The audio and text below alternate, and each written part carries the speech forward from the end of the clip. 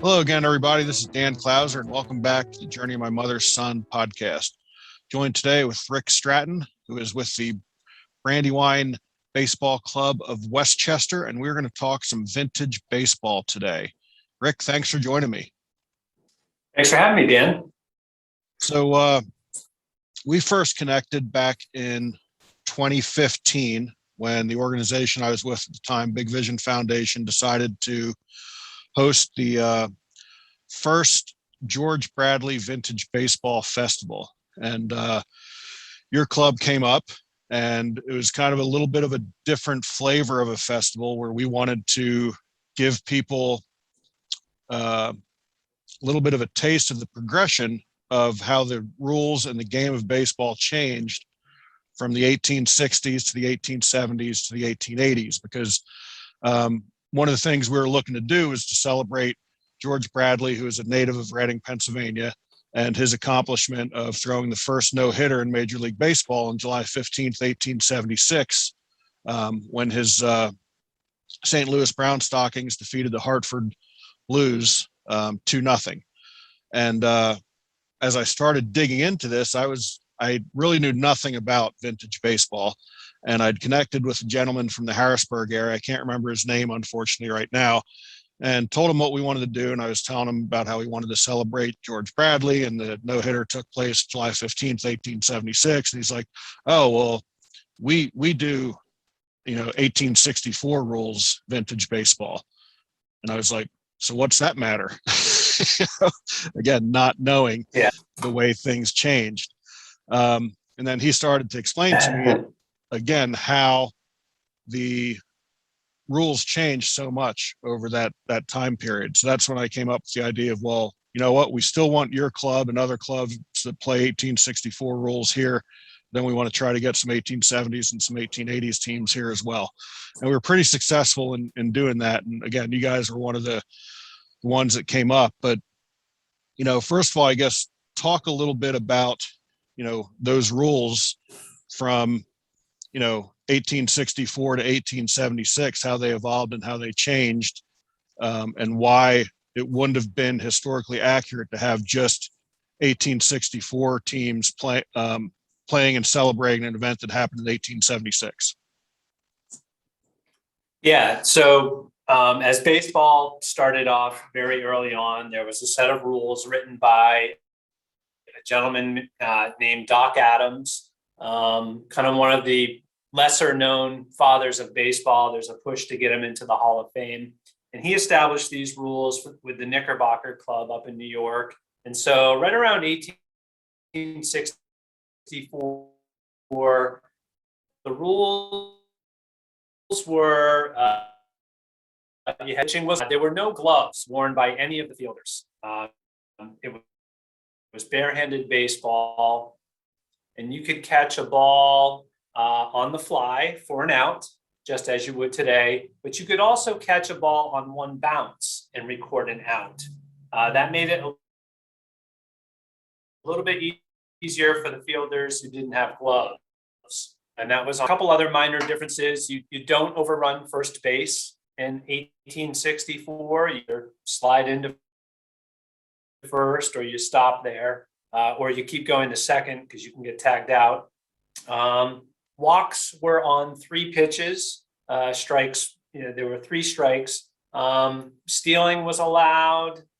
And so that was pretty much how baseball started out in the 1860s, when it really started to grow after the Civil War.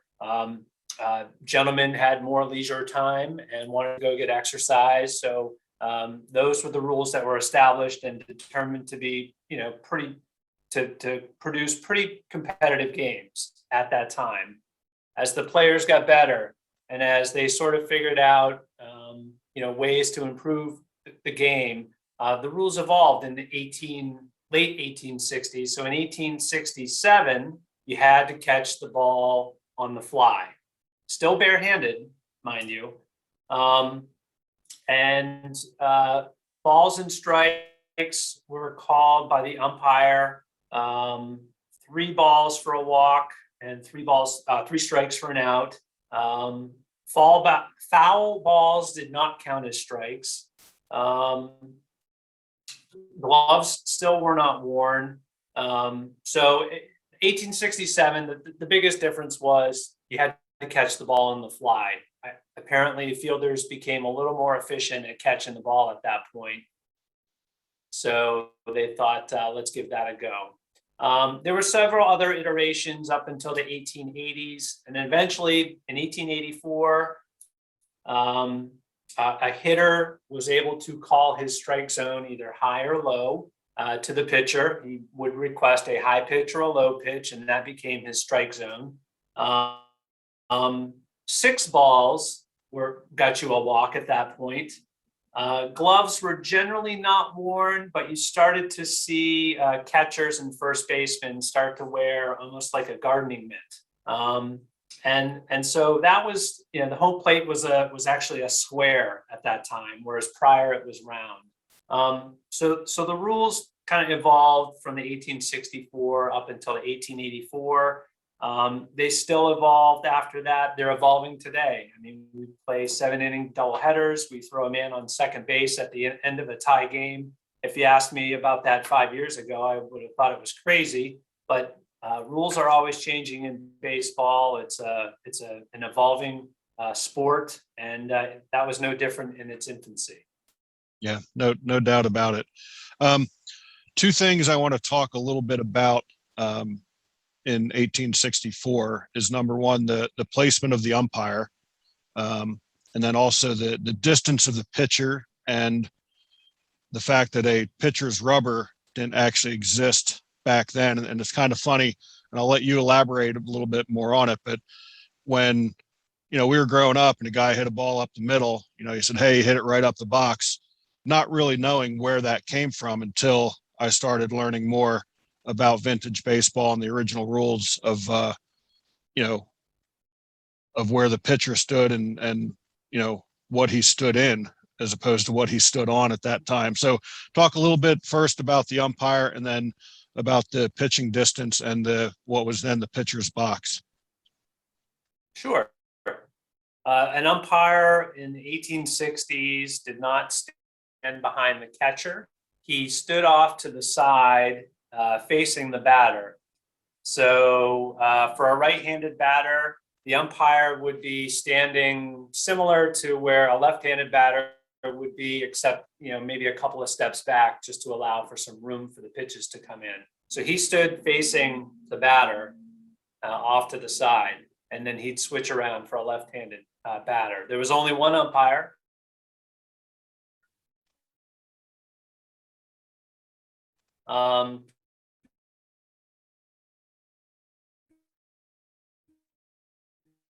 And in general, the umpires all called themselves out or safe, and then the umpire stepped in as needed. The pitcher stood in 1864. The pitcher stood 45 feet away from the batter's line. The batter did not stand in a box. There was a line drawn right across home plate, and the front foot must be on one side of the line, the back foot must be on the other side of the line. So he sort of straddled that line. He didn't stand inside a box. The pitcher's line was 45 feet away from there, and then there was another line 3 feet beyond that. So you had a line at 40 feet is where the pitcher had to start and finish his delivery. The pitcher pitched underhand, sometimes swiftly, sometimes he just lobbed it in there. And today, as we recreate vintage baseball, we see that too. Some pitchers just lob it in and let their defense do the work. Other pitchers put a little zip on the ball. So the pitcher also could try to pick off the runner. And box were a little more loose back then, whereas he could fake a throw 3 or 4 times and then go straight into his delivery to home plate to the batter. A balk would be called on the pitcher if he stopped his delivery of a pitch to throw over. So the balk was a little bit more loose back then, but they were still occasionally called. So that's kind of the flavor of the game in terms of the pitcher and the umpire. It's a faster paced game. The pitcher does not have to wait for the batter to be ready necessarily, so he can quick pitch, and that helps speed up the game a lot too. Yeah, that's very cool. And like I said, once I started digging into it, I just became fascinated with how the game had changed, and then really discovering the number of teams like yours that are out there that are playing in these different leagues throughout the country. So tell me a little bit about exactly what Brandywine Baseball Club of Westchester does, and why you guys do it. Yeah, we got involved. We sort of reconstituted the club in 2013. The Brandywine Baseball Club was a real club back in the 1860s. We did a little research, found some newspaper clippings, and we just tried to recreate them. And so we started up in 2013. There were other local clubs around us who were a little tired of driving 2 or 3 hours to find other opponents. They wanted someone more local. So there were clubs in Philadelphia and Delaware, and they wanted another vintage club kind of right in between. And Westchester had a pretty good history of baseball, so it was a great place to start a new club. Our mission as a club is to recreate the game as it was played in the 1860s, educate the fans who come out and show them kind of what it was like, and give them an experience of being at a baseball game 150 years ago. And also just as a club for men and women to come out, get some exercise and compete. We're historical reenactors, but the outcome is not predetermined. So it is a competitive match. We have a lot of fun with it too. And we play a lot of other local areas in the Atlantic region and beyond. Twist for earlier this year, we traveled to Wisconsin to play in a festival out there. And we play at other local festivals like at Gettysburg and the great event you had up in Reading in 2015. What a treat that was, because I think what you did was great. You showed people the evolution of the game in one day, and they could walk from one field to the other and just kind of see that evolution firsthand. So we do play home games, but we also like festivals where we get a crowd of people and events like that. So we just love to play in front of crowds and talk to the kids and talk to the adults who are interested in the history of the game.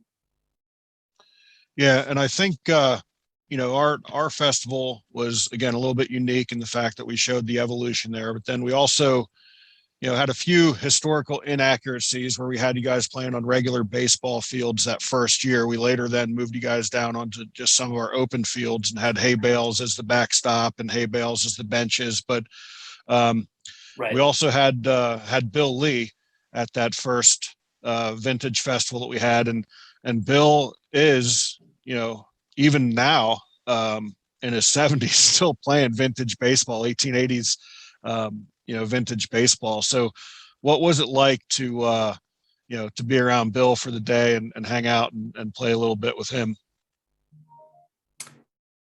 Yeah, I loved meeting Bill Lee.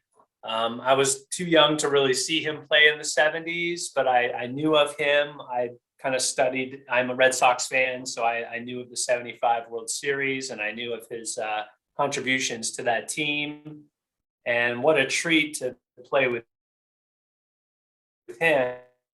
I mean, he's a student of the game, baseball, and he just likes to have a lot of fun. I watched him taking at bat where he fouled off maybe 20 pitches in a row, and many of us were getting a little frustrated with that. And then on the 21st pitch, just like he had planned it, he just ripped a single right past the first baseman and trotted down to first base. So what a treat that was, and what a fun day that was to have him there. And it doesn't surprise me that, you know, he's able to find ways to play baseball still, and the vintage baseball rules sort of lend themselves to people of all ages and abilities and baseball backgrounds to play together on the same field without it seeming awkward. The rules really kind of are the great equalizer. I've played with 70-year-old men and 16-year-old kids and men and women,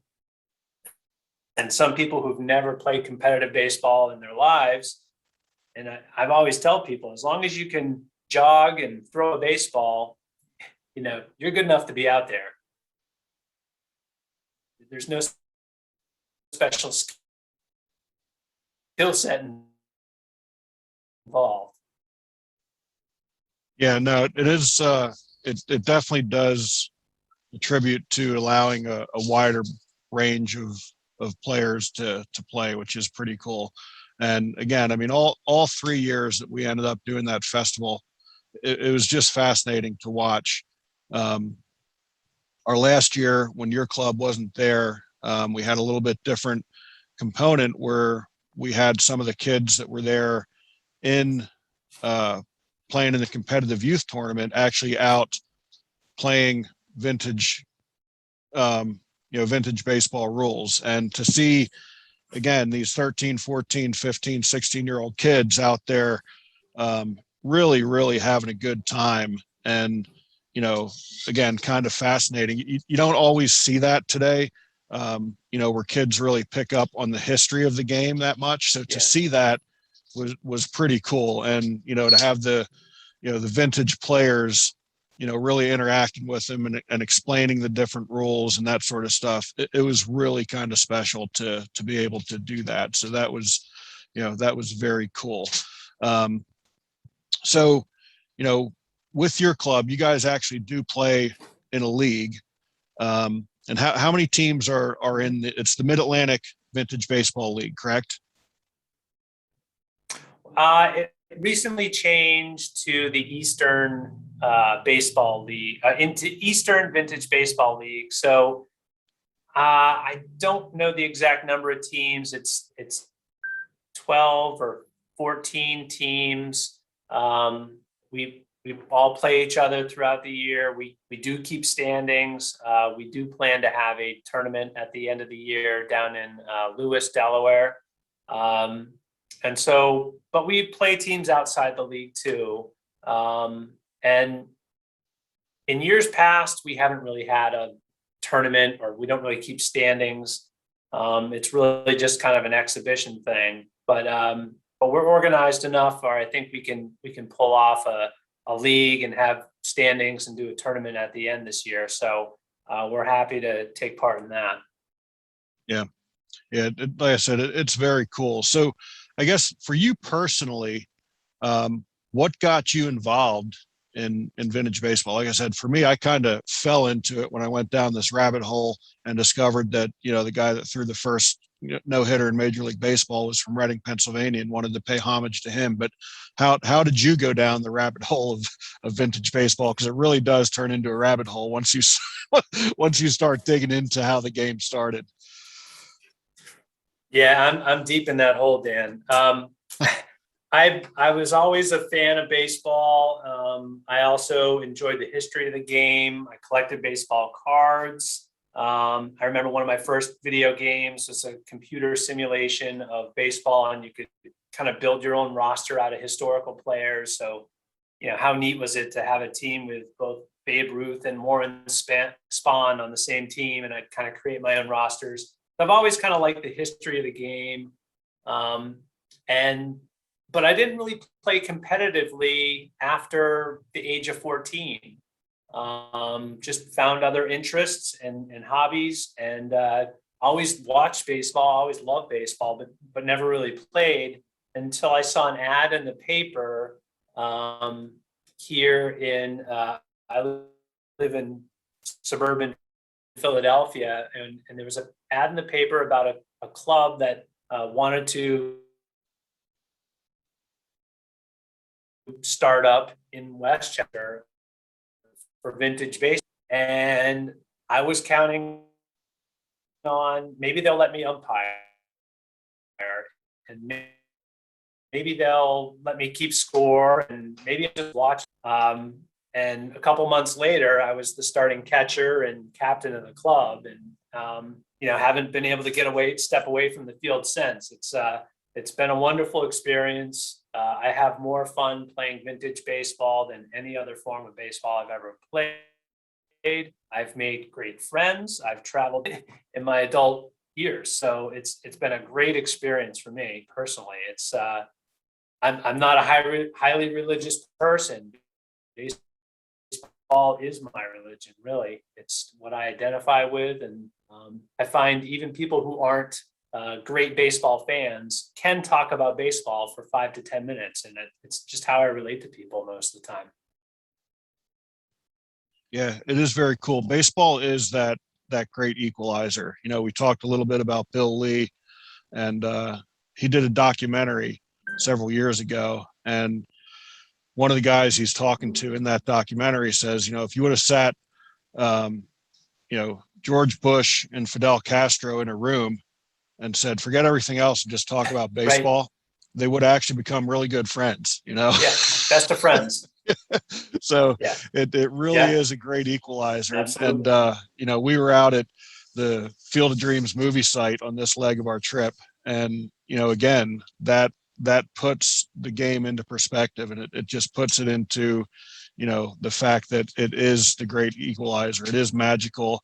It does connect people from different backgrounds, and so it is awesome to to be able to be a part of that. And I think the other thing I want to point out with the vintage game itself is different from today's 3.5 hour Yankees Red Sox game. A vintage baseball, that's probably a vintage baseball doubleheader. In reality, the game moves much faster. There's a lot more contact, and that sort of stuff. So yes. Do you find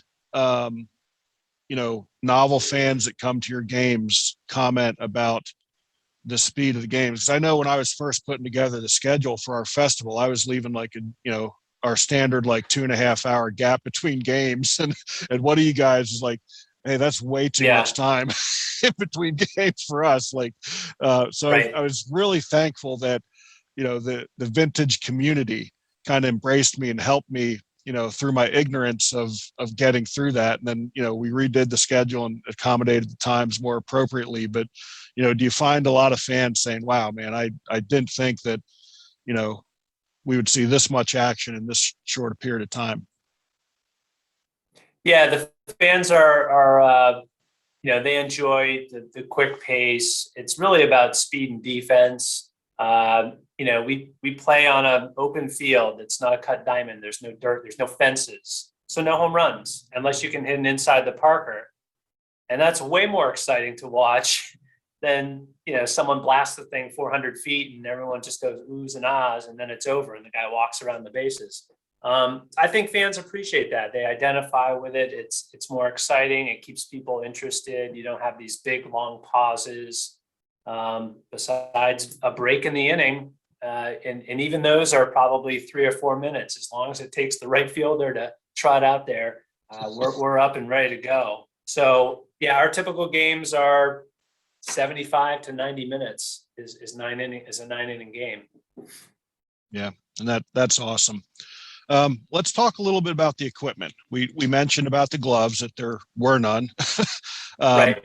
But the other thing that I think people don't necessarily understand are the bats. Like when I first saw a vintage bat, the thickness of the handle and just the weight of the bat itself. Again, being in the youth baseball arena, and all these kids are looking for thinner handles, lighter weights. They're swinging a 33-30, a 33-29 if they can, and you guys are swinging 36 40s or something. So talk a little bit about the equipment that you guys are using. Yes, we use wooden bats. The specifications had a maximum diameter for the barrel and a minimum diameter for the handle. Other than that, it could be any weight or length that you want. They're typically heavier than a modern day baseball bat, the wooden ones, and they don't have those kind of extreme tapers.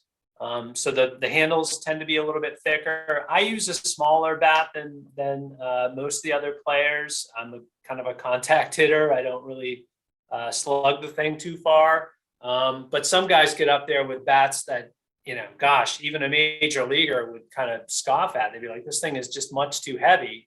But that's what they're comfortable with. And we have a local guy who makes our bats for us, Prowler Bat Company. He makes modern wooden bats as well. But he's able to do the vintage bats. He has a lathe in his garage, and that's his business. And so he can pretty much make any bats, at any dimensions we ask him to. They're typically ash, but there are maple and birch bats available as well. Yeah. And then the baseball itself evolved quite a bit from the first days of baseball. So, the lacing was much different than, the horseshoe lacing of today. It was called a lemon Right. peel stitching. So, talk a little bit about that. Yeah, the leather that covered the baseball was one piece of leather, not two, and it came together at kind of four corners. So if you were to look at the stitching head on, it kind of looked like a lemon peel. And later on, I think they discovered that it was cheaper and easier to sew it for some reason, to do it with two pieces. So that's why that helped. And there was probably more uniformity, I'm guessing, with two pieces of leather versus one. The balls are a little bit softer. Again, they bounce depending on the plan. And we play with one ball the whole game, and the winning team takes the ball home. So if that ball goes into the woods, we search for it until until we find it. By the end of the game, the ball does get a little softer, and but we've also played with baseballs out in the Midwest, handmade, and they're much harder, and they had almost like a wooden core in them, I believe. And when you hit those things, it was like a jarring sound to us from the Mid-Atlantic region. We're used to playing with these softer baseballs. We went out to the Midwest and Minnesota, and like that thing hits, and we're just like, wow, and it had a lot of pop to it. So depending on who's making the baseballs, they hit a little bit differently and sound a little bit different. But you're catching it with your bare hands, and you're just praying that you don't break any fingers most of the time. I'm sure. And wasn't, if I recall correctly, from when I was deep in that rabbit hole, in the 1860s, there was a range of specifications as to what the ball had to be, right? It's not like today where every baseball is, 9 inches and, 5 ounces. It had to be within a certain diameter and a certain weight, because obviously we didn't have the engineering that we have today available back then. Right. So there were specifications. Can you elaborate a little bit on that? I don't know the exact numbers, but I do know the tolerance was a little more forgiving between size and weight. And look, these things are being handmade. I don't know that ever took a pair of calipers to the season. They lined them all up on the table, and they picked out the ones that were too big and the ones that were too small, or the ones that were too soft or weren't quite stitched right. I'm guessing they just kind of did a little QA just by eye at the beginning of the year. And we kind of adopt that same philosophy when we play, and we try to be historically accurate, but we're not out there counting stitches, and try to make it enjoyable for the people who come out and play. But on the same token, we're not wearing Oakley sunglasses, and we're not be on our cell phones on the bench. And today we're going to, reenact what it's like to play baseball for a day. And and the and I'll tell you that the fields, I mean, your event was great, and it was on a modern field, and it was very refreshing to play on a very well manicured field. Some of the best, right? So Gettysburg is an example. Very nothing but farm fields. Pea Patch Island in Delaware is another great place. We've played a couple of games out there. You take a ferry out there, and all there is a Civil War fort and an open field, and that's it. Occasionally, you'll see a barge go by, but that's it. There's no modern distractions around. Those tend to be the best experiences for both the players and the fans. It really kind of allows you to step back in time. Yeah, and that is really, like you said, that is how the game started. You know, you got a bunch of guys in the open field and a bat and a ball, and you know, paced out the bases to the best of their ability and started playing. So it is very cool. If any of my listeners out there want to, you know, check out, you know, a Brandywine game, you know, what's the website address? Where can they find out more? You know, and you mentioned the Gettysburg Festival, which it is one of the biggest. It's one of the ones that I want to get to, you know, now that we're traveling. You know, but, you know, give some people the information as to how they can find out a little bit more about the, you know, vintage competitive reenactments that are going on today. Yeah, I encourage your listeners, anyone who's interested in vintage baseball, to just do a Google search for vintage baseball in my area. And most likely there's a club nearby. Our website is brandywinebbc.org. And there you'll find links to our schedule, some photos. We go over a little bit about the rules of the game there. And there's other links there as well.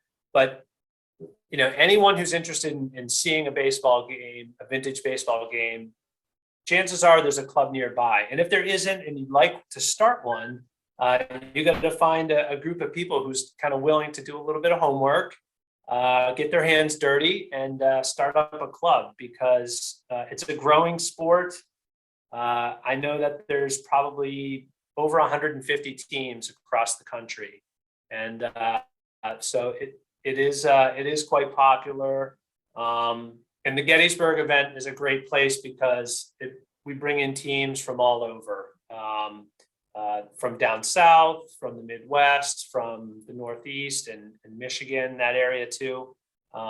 That's usually the second weekend in July is the Gettysburg Vintage Baseball Festival. It's on a Saturday and a Sunday. A little bit outside of Gettysburg, but you know, once you're in Gettysburg, you're only probably 5 or 10 minutes away from the fields that we play on. That's cool. And you know, again, as people are searching, there are, you know, the different, you know, the 1864 teams, the 84 is kind of the one that they focus on in the 80s. So there's different you know, types of vintage teams out there as well. I know like up in the New England area, it seems like the 1880s is kind of the, you know, the era of choice that they've, you know, most of the teams up there play. You know, so that's another thing to kind of remember, right, that, you know, just because you went to see an 1864 era game, you haven't seen all the vintage baseball that's out there, which again, I think is so very cool to, you know, to see those different, you know, different eras and how the rules changed and all that sort of stuff. So anything else you want to mention about, you know, vintage baseball or anything that we missed as we were talking about this? No, other than I just encourage your listeners to kind of check it out. And if they have any questions, they can email the club. Our email address is on our website. We also have Twitter and Facebook and Instagram, all those great things too.